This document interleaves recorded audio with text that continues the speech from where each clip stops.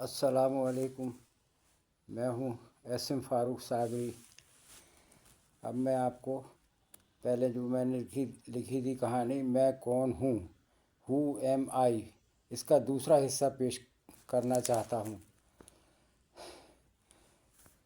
مجھے میری دادی اماں بتاتی رہتی تھی کہ میری ماں کو ٹی بی ہو گئی تھی اور ان کا علاج اندور میں ہوا تھا۔ میں نے ٹھان لی کہ ہسپتال جا کر معلومات لی جائے۔ بیوی کو میں نے میکے بھیجا اور خود خفیہ طور پر اندور پہنچ گیا۔ ہسپتال بھی تلاش کر لیا۔ میں ہسپتال کا ریکارڈ دیکھنا چاہتا تھا کہ کن حالات میں میری ماں کا انتقال ہوا تھا، مگر اتنا پرانا ریکارڈ نہ مل سکا۔ دل آزردہ ہو گیا۔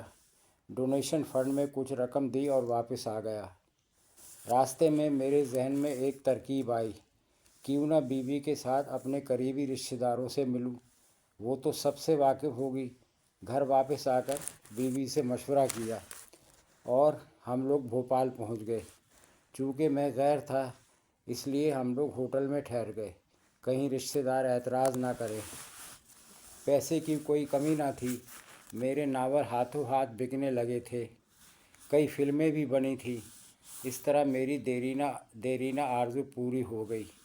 پھوپھی زاد بھائی اور بہن بھی مل لیا، ان کی آل اولاد سے بھی ملاقات ہو گئی۔ چھوٹے دادا کی فیملی سے بھی ملاقات ہوئی۔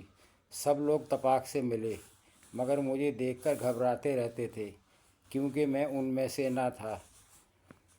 شکر تھا کسی کو بھی میرے متعلق شک نہ ہوا۔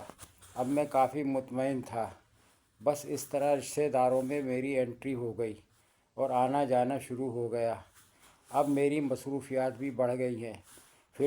فلم انڈسٹری کا بہت بوجھ آن پڑا ہے۔ نئی نئی کہانیاں لکھنی پڑتی ہے۔ سوچتا ہوں کسی اور ملک فرار ہو جاؤں۔ کوئی نہیں جانتا کہ میں کون ہوں۔